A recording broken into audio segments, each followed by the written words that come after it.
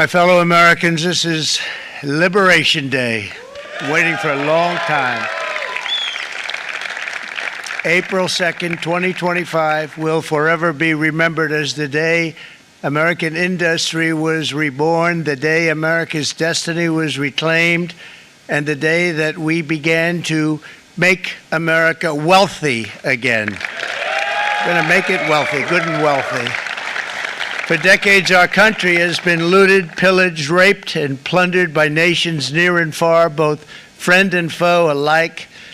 American steel workers, auto workers, farmers, and skilled craftsmen, we have a lot of them here with us today. They really suffered gravely. They watched in anguish as foreign leaders have stolen our jobs, foreign cheaters have ransacked our factories, and foreign scavengers have torn apart our once beautiful American dream. We had an American dream that you don't hear so much about. You did 4 years ago, and you are now, but you don't too often, and for many years and decades even, you didn't hear too much about. Our country and its taxpayers have been ripped off for more than 50 years, but it is not going to happen anymore. It's not going to happen.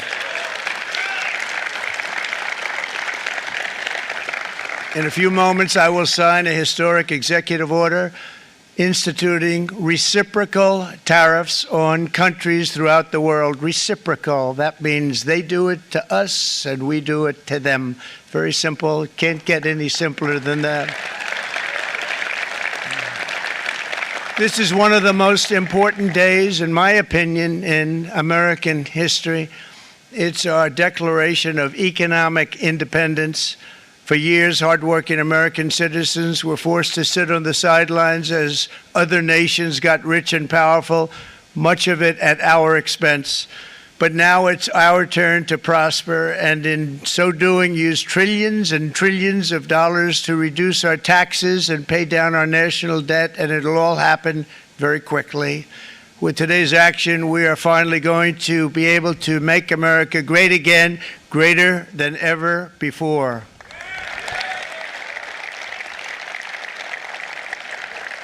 Jobs and factories will come roaring back into our country, and you see it happening already. We will supercharge our domestic industrial base. We will pry open foreign markets and break down foreign trade barriers. And ultimately, more production at home will mean stronger competition and lower prices for consumers. This will be indeed the golden age of America. It's coming back. We're going to come back very strongly. We're pleased to be joined on this momentous occasion by Vice President J.D. Vance. J.D., thank you. Thank you. Thank you very much. Where are you, J.D.? No, that wasn't too hard to find. I was looking, he likes to take a low-key attitude, so it'd usually be sitting right in front. He's gaining a lot of confidence, Mike, isn't he? And nearly my entire cabinet is here, as well as Speaker Mike Johnson, who's done an amazing job. And with the great success we had last night in Florida, we have a majority of 7. And 7's like a lot when we had it at 1, right? You've done a fantastic job. And many of the members of the House and Senate are with us. Senators, Congressmen, thank you all for being with us. We appreciate it. For decades, the United States slashed our trade barriers on other countries, while those nations placed massive tariffs on our products and created outrageous non-monetary barriers to decimate our industries. And in many cases, the non-monetary barriers were worse than the monetary ones. They manipulated their currencies, subsidized their exports, stole our intellectual property, imposed exorbitant VAT taxes to disadvantage our products, adopted unfair rules and technical standards, and created filthy pollution havens. They were absolutely filthy, but they always came to us and they said, we're violating, we should pay for it. It's all detailed in a very big report by the U.S. Trade Representative on foreign trade barriers, and I'll just hold it up for you. It's available, and you don't have to pay too much. As I understand it, you'll pay nothing. It's a lot of work for something, actually, because it's a special book. It's very frankly, it's very upsetting when you read it, when you see what people have been doing to us for 30 years. This all happened with no response from the United States of America, none whatsoever. But those days are over. Let me offer just a few examples of the vicious attacks our workers have faced for so many years. The United States charges other countries only a 2.4 tariff on motorcycles. Meanwhile, Thailand and others are charging much higher prices, like 60%. India charges 70%. Vietnam charges 75%, and others are even higher than that. Likewise, until today, the United States has for decades charged a 2.5 tariff. Think of that, 2.5% on foreign-made automobiles. The European Union charges us more than 10% tariffs, and they have 20% VATs, much, much higher. India charges 70%, and perhaps worst of all are the non-monetary restrictions imposed by South Korea, Japan, and very many other nations. As a result of these colossal trade barriers, 81% of the cars in South Korea are made in South Korea. 94% of the cars in Japan are made in Japan. Toyota sells 1 million foreign-made automobiles into the United States, and General Motors sells almost none. Ford sells very little. None of our companies are allowed to go into other countries. And I say that, friend and foe. And in many cases, the friend is worse than the foe in terms of trade. But such horrendous imbalances have devastated our industrial base and put our national security at risk. I don't blame these other countries at all for this calamity. I blame former presidents and past leaders who weren't doing their job. They let it happen. And they let it happen to an extent that nobody can even believe. That's why, effective at midnight, we will impose a 25% tariff on all foreign-made automobiles.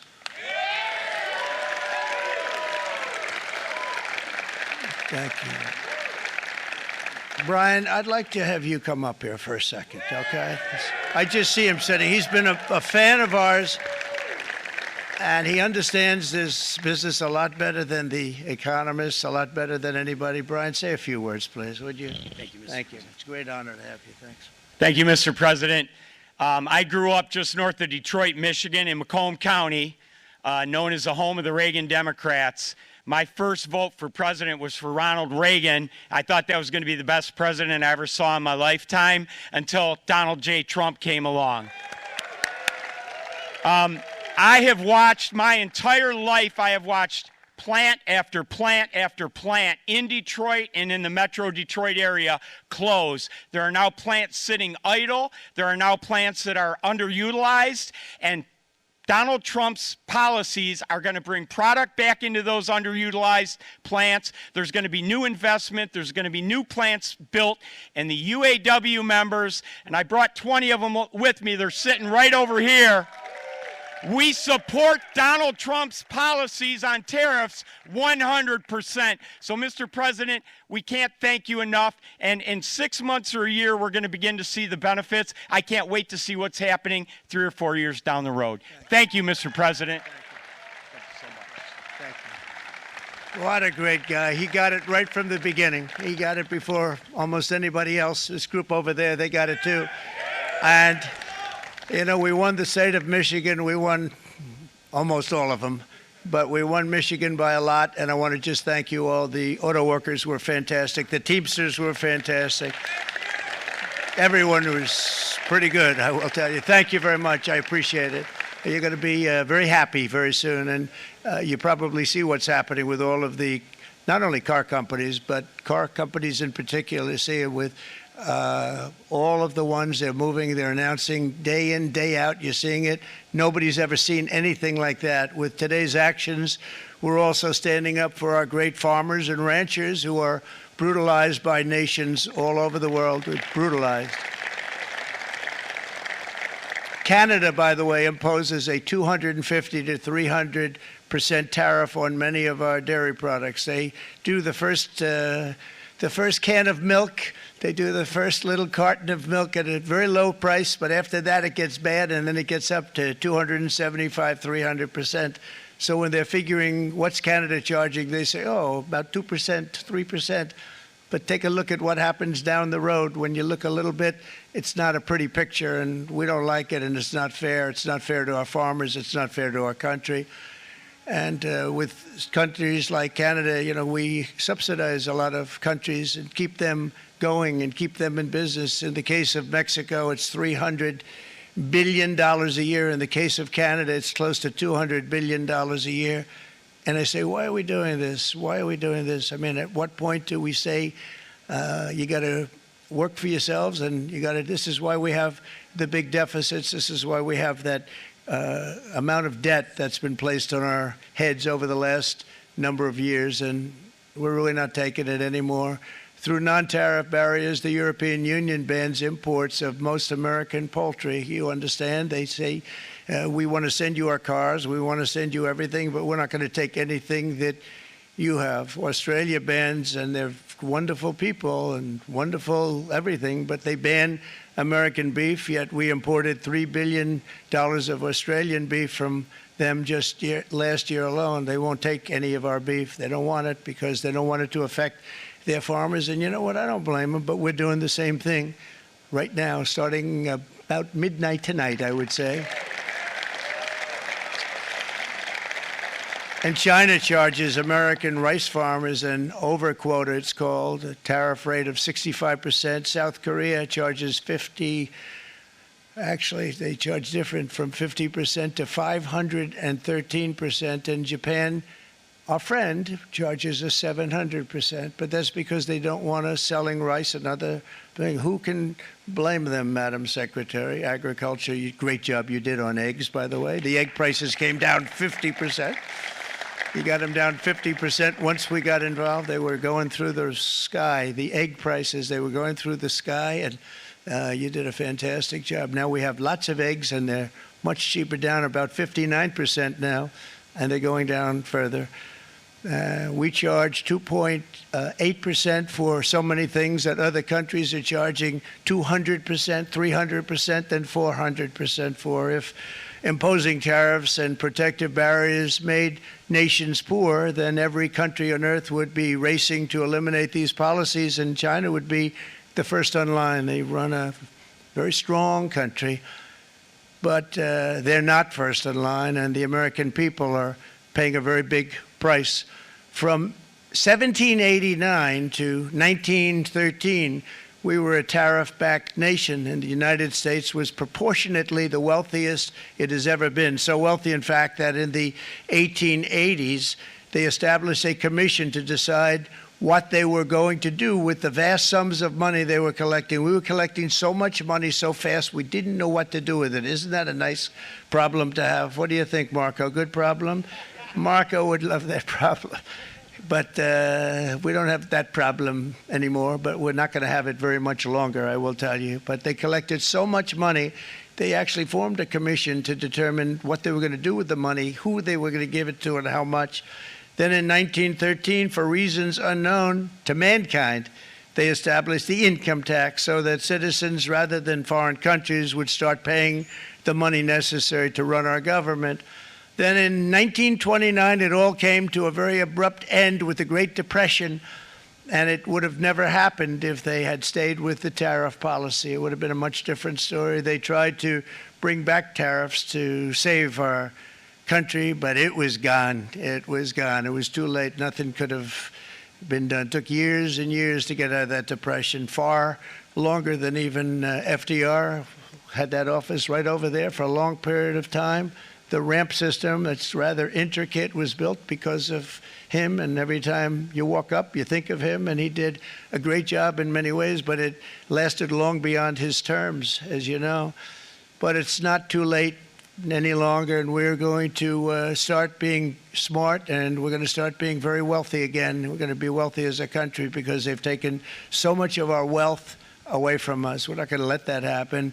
We truly can be very wealthy. We can be so much wealthier than any country. It's not even believable, but we're getting smart. Nearly a century later, in the face of unrelenting economic warfare, the United States can no longer continue with a policy of unilateral economic surrender. We cannot pay the deficits of Canada, Mexico, and so many other countries. We used to do it. We can't do it anymore. We take care of countries all over the world. We pay for their military.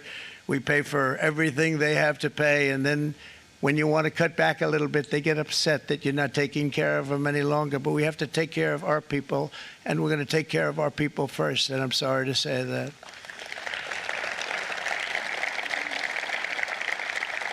And today we're standing up for the American worker, and we are finally putting America first.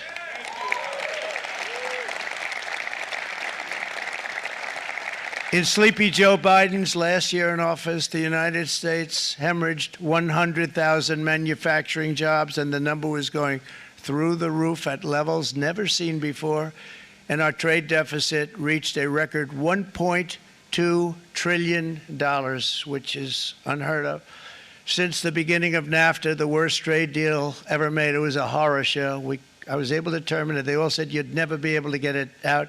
We had to get approval from Congress to get it terminated.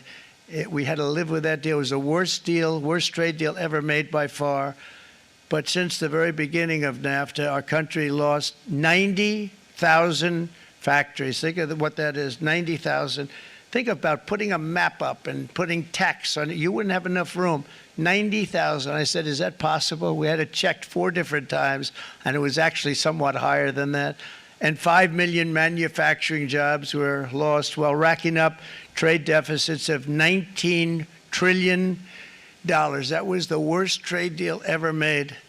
As a result of these gigantic losses, foreign nations now own $26 trillion more of American assets than think of this, than the Americans own of their own foreign assets or other foreign assets. The United States can no longer produce enough antibiotics to treat our sick. We have a tremendous problem. We have to go to foreign countries to treat our sick. If anything ever happened from a war standpoint, we wouldn't be able to do it. We import virtually all of our computers, phones, televisions, and electronics. We used to dominate the field, and now we import it all from different countries. A single shipyard in China now produces more ships every year than all of the American shipyards combined. Think of that. And it was a business that we used to dominate. We used to dominate it totally. In short, chronic trade deficits are no longer merely an economic problem. They're a national emergency that threatens our security and our very way of life. It's a very great threat to our country. And for these reasons, starting tomorrow, the United States will implement reciprocal tariffs on other nations. It's been a long time since we even thought of that. We used to think about it a lot. We didn't think about it for many decades, and you see what's happened. For nations that treat us badly, we will calculate the combined rate of all their tariffs, non-monetary barriers, and other forms of cheating. And because we are being very kind, we're kind people, very kind. You're not so kind when you got ripped off with your salaries. My auto worker friends and my Teamster friends and all of the unions that typically voted Democrat, they're not voting Democrat anymore because worker, whether union or non-worker, they're for the Republicans now. That's what happened. But we will charge them approximately half of what they are and have been charging us. So the tariffs will be not a full reciprocal. I could have done that, yes, but it would have been tough for a lot of countries. We didn't want to do that. I'd like to see the chart if you have it. Could you bring it up, Howard? This is our great Secretary of Commerce, Howard Lutnick. Thanks, Howard. So if you look at that, China, first row, China, 67%. That's tariffs charged to the USA, including currency manipulation and trade barriers. So 67%, I think you can, for the most part, see it. Those with good eyes, with bad eyes. We didn't want to bring, it's very windy out here. We didn't want to bring out the big charts because it had no chance of standing. Fortunately, we came armed with a little smaller chart. So it's 67%, so we're going to be charging a discounted reciprocal tariff of 34%. I think, in other words, they charge us, we charge them less. So how can anybody be upset? They will be because we never charge anybody anything, but now we're going to charge. European Union, they're very tough, very, very tough traders.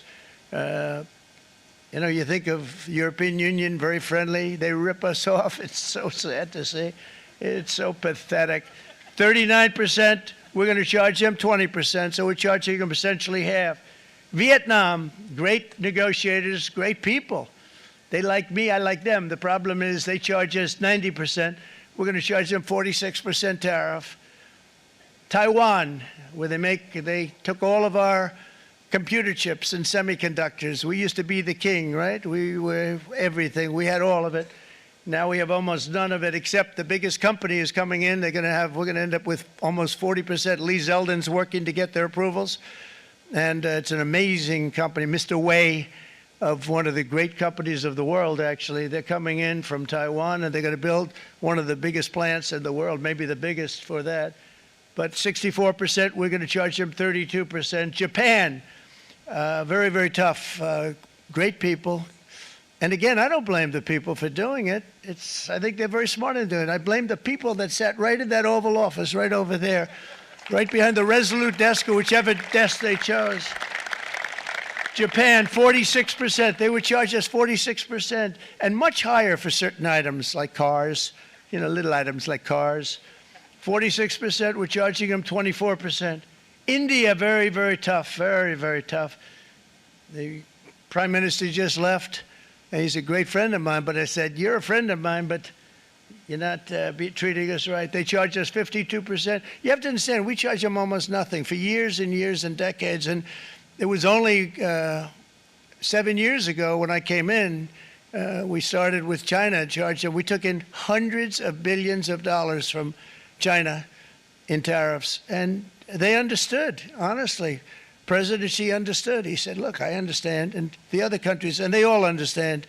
We're going to have to go through a little tough love, maybe, but they all understand. They're ripping us off, and they understood it. Prime Minister of Japan, Shinzo Abe. He was a fantastic man. He was unfortunately taken from us, assassination. But I went to him and I said, Shinzo, we have to do something. A trade is not fair. And he said, I know that. I know that. And he was a great gentleman. He was a fantastic man, but he understood immediately what I was talking about. I said, Shinzo, we have to do something. He said, I know that. And we worked out a deal, and it would have been a much better deal, but frankly, there were many years left in the deal that was made previous to my getting there, but it was something. If you look at Switzerland, 61% to 31%. Indonesia, Malaysia, Cambodia. Oh, look at Cambodia, 97%. We're going to bring it down to 49. They made a fortune with the United States of America. United Kingdom, 10%, and we'll go 10%. So we'll do the same thing. South Africa, 60%, 30%, and they've got some bad things going on in South Africa. You know, we're paying them billions of dollars, and we cut the funding because a lot of bad things are happening in South Africa. The fake news ought to be looking at it. They don't want to report it. Brazil, 10%, 10%. Bangladesh is 74%. So you see what's going on. Pakistan, 58%. Sri Lanka, 88%. So what we're doing is we're taking not the full, we could take the full 88%. Thanks a lot. He's doing a very good job. How's he doing, all right? I think you better take it with you. It's not going to last very long. He's going to put it, it's going to follow you down with the wind. I brought a hat just in case it got too windy, but here, would anybody like a hat? I'm not giving it to a cabinet. I'm giving it to the auto workers. Come here.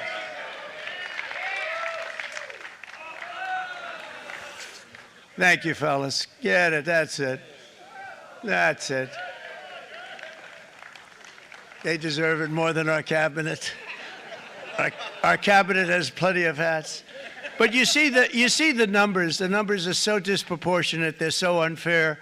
At the same time, we will establish a minimum baseline tariff of 10%. You notice that on the chart?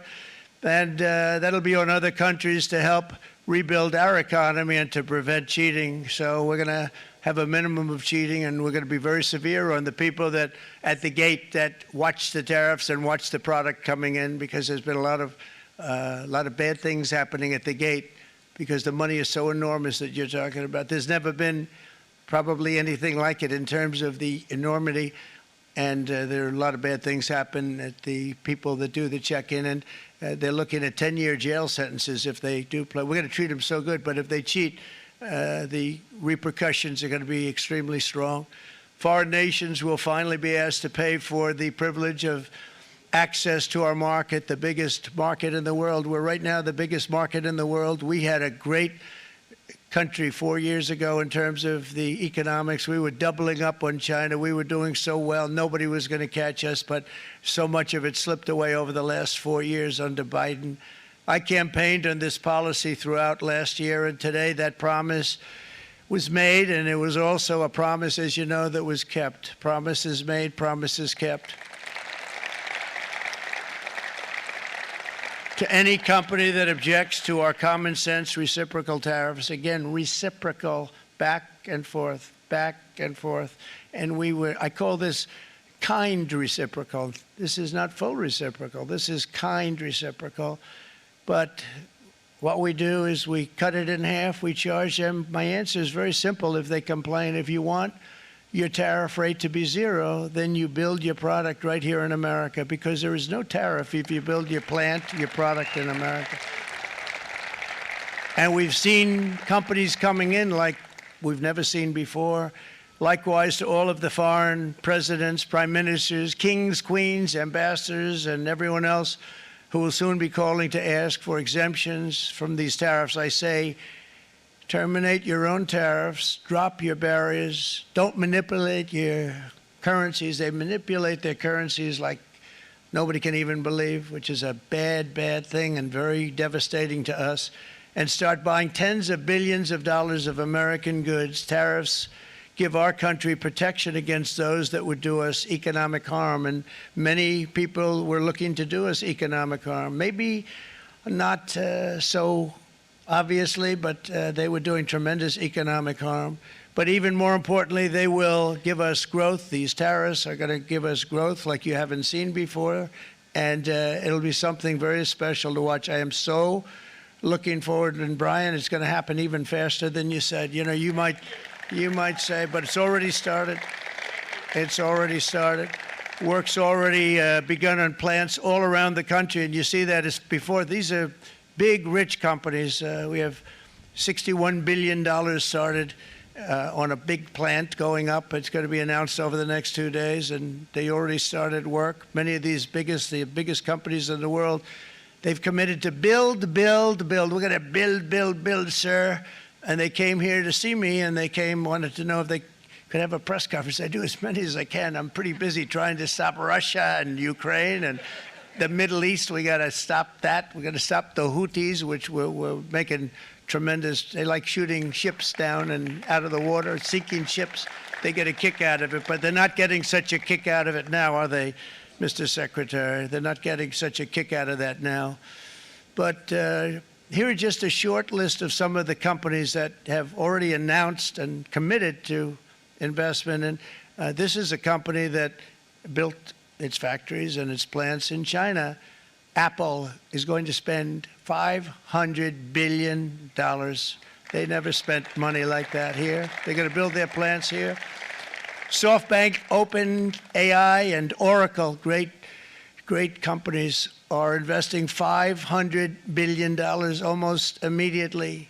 NVIDIA, a hot company, is investing hundreds of billions of dollars. They just announced. TSMC, the biggest, most important company in the world of chips from Taiwan, with no investment from us, is investing $200 billion. And they said the reason was, number one, the election of November 5th, and number two, the tariffs. They don't want to pay the tariffs, and the way they're not paying it is to build their plant here. So we're going to go from almost no percentage. We used to have 100% of the chip market. Now it's all in Taiwan. Almost all of it's in Taiwan, a couple of other countries, but mostly in Taiwan. And think of it, we had 100%. We lost it because of people in that office that didn't do their job. They allowed it to be stolen from us. Johnson & Johnson, great company, $55 billion. Eli Lilly, $27 billion. Meta is investing $500 billion. Wow. DeMac is investing $20 billion. CMA CGM, $20 billion. And then you have Merck and Clarios, Stellantis, General Motors, GE Aerospace, Honda, Nissan, Hyundai are all putting in billions and billions of dollars, and they're committed 100%. So. And we've never had, and this is after 2.5 months. This is after just a short, this all took place as soon as we came out with what everybody wanted to do. You know, I watched a gentleman today on television. He used to work with Lee Iacocca, a very respected automobile person, and he said, you know, because they're asking people, and they try and get as many negative people as they can, but they can't find them too much. It's pretty hard to find in terms of what we're doing, especially when they see all this investment. They said, so tell me, what do you think of what Trump is doing from the automobile standpoint? He said, I can't believe it. Somebody is finally, he's an older guy, real pro, really top guy, with Lee Iacocca. He said, I never thought I'd see the day when this would happen, where somebody had the courage to go and do what has to be done. This is transforming our nation. Our entire nation is going to be transformed, not only with the cars, but on every single other item that's built. We're going to become an industrial powerhouse. And he said that so beautifully today. In fact, I'm going to find out, I'm going to get a tape, and Bruce, I'm going to get that tape, and I'm going to send it to you out in Long Island, and you're going to play it for the people. And all your union workers and your non-union workers out there, you got a pretty even split. But we have, so far, it looks like we're going to have about $6 trillion of investments, and you wouldn't do that in years in this country over the last number of years. $6 trillion, and that's going to be much higher by the end of the year. And think of what $6 trillion is. You wouldn't have even a small percentage of that under this other system. We're going to be an entirely different country, and it's going to be fantastic for the workers. It's going to be fantastic for everyone. There will never have been a transformation of a country like the transformation that's already happening in the United States of America. It's an incredible thing to watch, and it's incredible to meet with the top people, people that you read about, very wealthy people, or people that are great managers and executives and presidents of big public companies. And to watch the enthusiasm they have now that they didn't have. They gave up on our country. They went to foreign countries and they built. Companies are pouring into our country at levels never seen before, with jobs and money to follow, and it's really beautiful. In the coming days, there will be complaints from the globalists and the outsourcers and special interests and the fake news. Always, the fake news will always complain. But never forget, every prediction our opponents made about trade for the last 30 years has been proven totally wrong. They were wrong about NAFTA. They were wrong about China. They were wrong about the Trans-Pacific Partnership, which would have been a disaster if I didn't terminate it. If I didn't terminate that, United Auto Workers, you would have had no jobs in this country. You would have had no jobs. It was all going to other countries. In my first term, they said tariffs would crash the economy. Instead, we built the greatest economy in the history of the world. And again, I have great respect for President Xi of China, great respect for China, but they were taking tremendous advantage of us, and I commend them for that. I say, hey, if you can get away with it, that's okay. But, you know, they understand exactly what's happening, and they probably, most of them are saying it's about time they did something, but, and they're going to fight, and they're going to fight fair. Everyone's going to fight. You know, it's like, I say to the leaders, look, you got to take care of your country, but we have to start taking care of our country now. We can't do what we've been doing for the last 50 years. From the day of my election, the stock market went up in my first term 88%, with NASDAQ going up 155%, more than any president has ever had in any term in office, by far. And I think we're going to blow that away. And maybe the numbers won't show, but I think they're going to show much better than even those numbers. But what you're going to see is you're going to see activity, that empty, dead sites, factories that are falling down. Those factories will be knocked down, and they're going to have brand new factories built in their place. They're not only talking about renovating, they're talking about brand new, the best anywhere in the world, the biggest anywhere in the world. I have a friend who builds car plants, and I said, I want to see the biggest and the best. He said, well, we have to go to Mexico. I said, no, I want to see it in the United States. He said, we're not building them in there. This is a year and a half ago during the campaign. He said, we're not building, you'd have to go to Mexico. When I was starting to decide to run, and I went to number one in the polls very rapidly, I want to say, like, let's say in the first hour.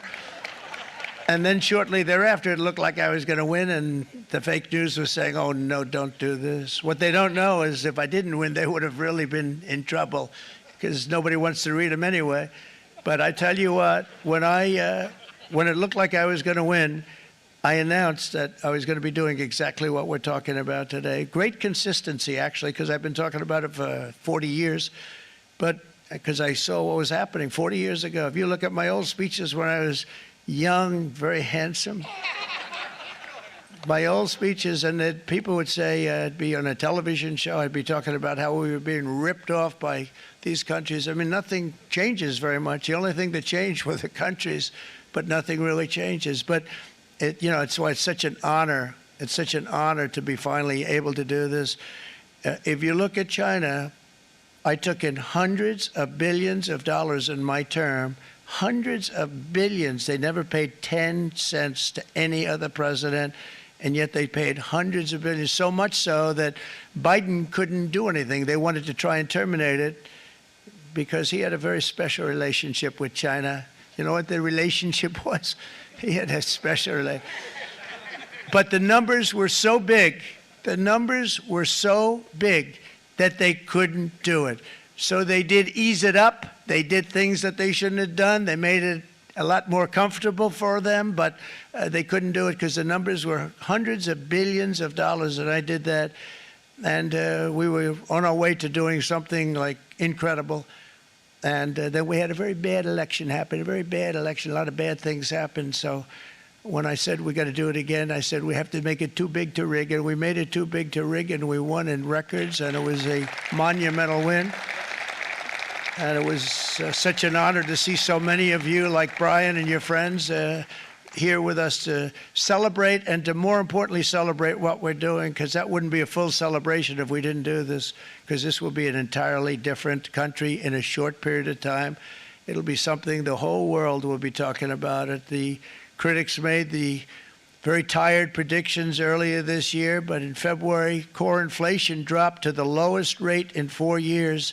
And the price of eggs, as you know, just in a month and a half, we were there for 4 weeks.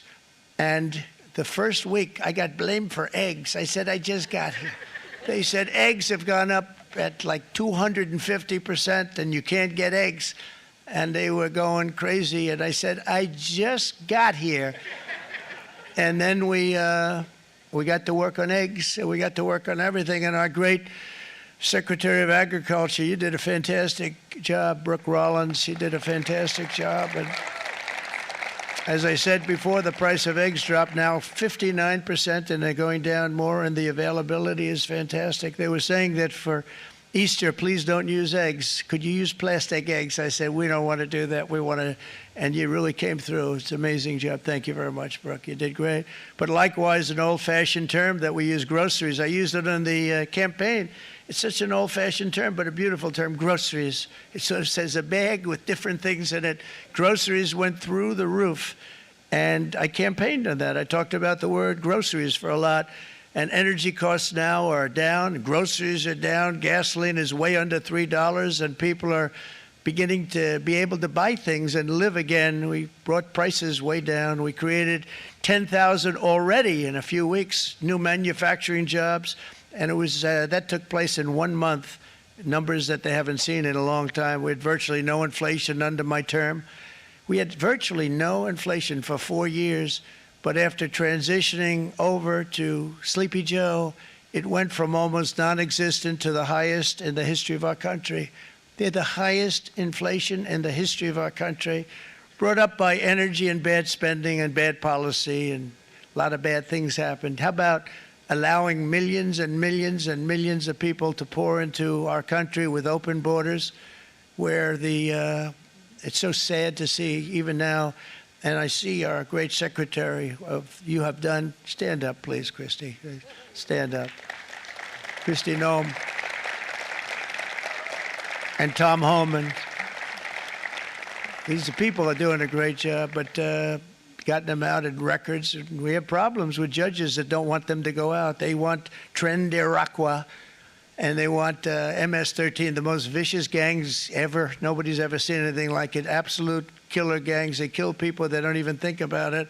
And we put them out, and we have judges now, radical left judges that want to, they don't want them to go out. They want them to even be brought back. Let's bring them back. You've done a fantastic job, and please thank everybody. Homeland Security, thank everybody. Appreciate it.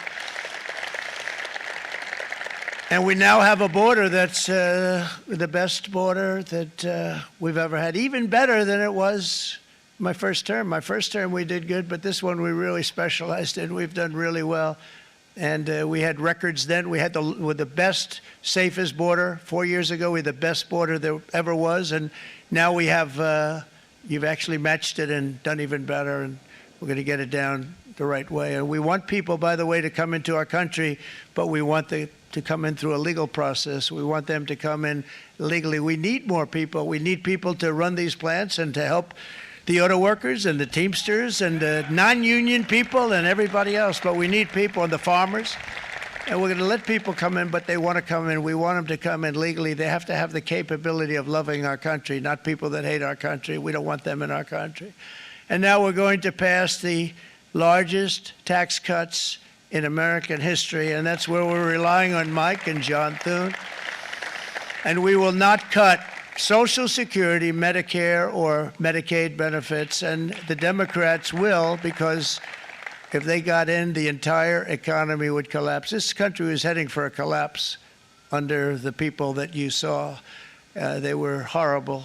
I think one of the reasons people like the job, I have my highest approval ratings because I think they're comparing me to the worst administration in the history of our country, so I appreciate that at least. But Speaker of the House Mike Johnson and Senate Majority Leader, appreciate it, Mike. John Thune have been fantastic, by the way. But they've been working tirelessly on taking the next step to pass the plan for our one big, beautiful bill. I'd like to name it that if you can. One big, beautiful. I made that statement about 6 months ago, and everybody calls it one big, beautiful bill. And it will be that. It'll have everything, the big tax cuts and every incentive there is. And it'll be fantastic. And by the way, for the cars, we're asking for an interest deduction on a loan. So if you build the car, only in America we do it, Brian. If the car's not built in America, you don't get the interest rate deduction. But if you build the car in America, if you buy a car, if it's built in America, then you get an interest rate deduction, tax deduction, and that's a big thing. That's going to be a big thing. I think that's going to pay for itself very quickly, that deduction. Never happened. We've never had anything like that before. Somebody said, where do you get the idea? Because it's so basic. You would think that would have happened a long time ago. It never did, and I'm very happy it didn't because now I can say that was my idea. But we're going to get us closer to the debt extension. We have to get the debt extension passed, and I know you're going to be able to do that, Mike, and it's very important that you do that. And all of the other things that the Senate budget plan gives us, along with working, because I know they're working together, John and Mike, and the two bills are going very well together. We need to get our shared priorities done, including certain permanent tax cuts. We want the tax cuts to be permanent, spending cuts, energy and historic investments in defense, border, and so much more. We're covering everything. These will be phenomenal. There'll be no bill like this going to straighten. One bill is going to straighten out our country for many, many years to come. And we said, let's just do it and let's get it done. And some guys will love it and some guys will like it a little bit less because they're not getting what they were exactly looking for, but they're getting a lot. They'll never, if we get this done, it'll be the most incredible bill ever passed in the history of our Congress and Senate and congressmen, the senators and the congressmen, many of whom are here today, will be very proud of themselves. I really believe that. It's going to set us on a whole new prosperous path. We're going to cut spending and right-size the budget back to where it should be. We're going to do that very strongly. Thank you, Rick. Thank you. John, thank you. Oh, look at all of our senators over there. Oh, boy. That's a nice group of people. But I won't like them so much if they don't get this bill done. That's a great group. And Congressman, thank you very much. I appreciate it. Tremendous people. The Senate plan has my complete and total support, and the House plan likewise is very similar. They're moving along pretty much at the same clip, and as soon as you're ready, you'll show it to me, and I'm sure it'll have my support, Mike.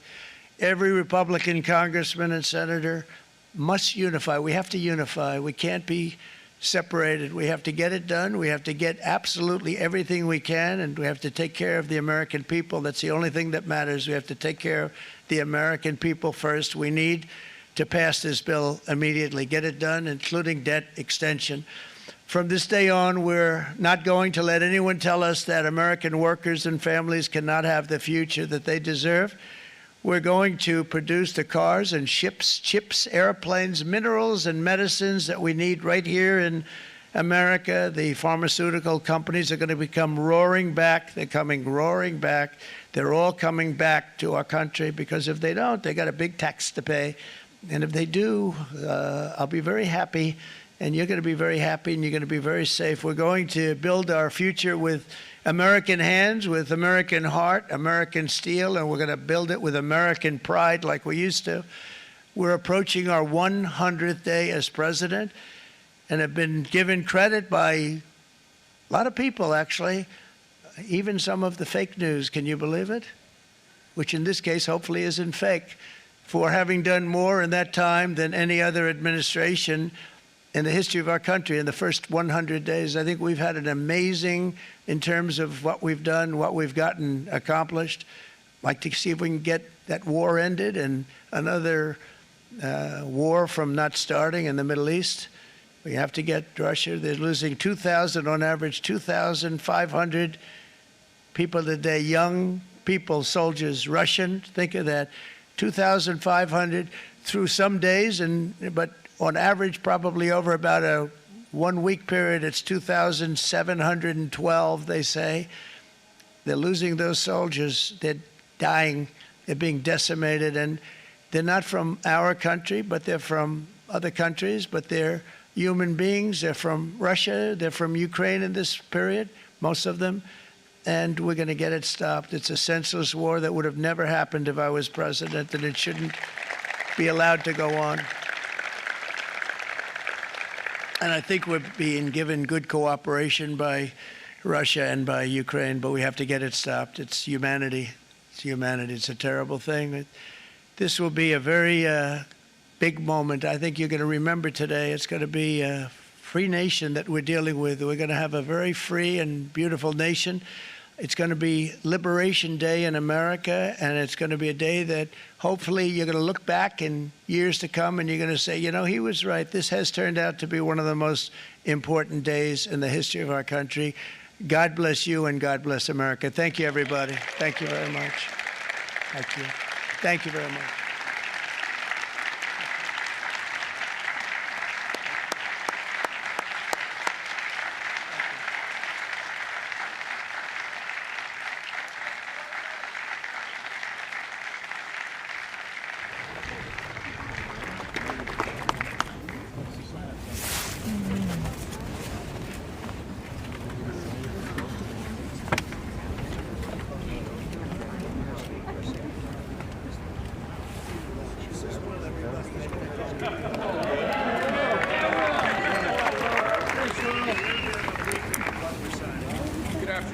We have two documents prepared for the president's signature today.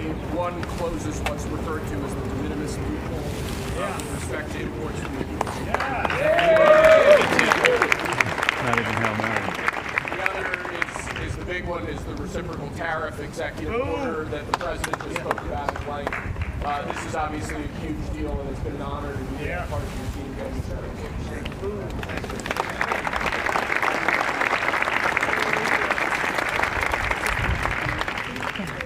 This is big stuff.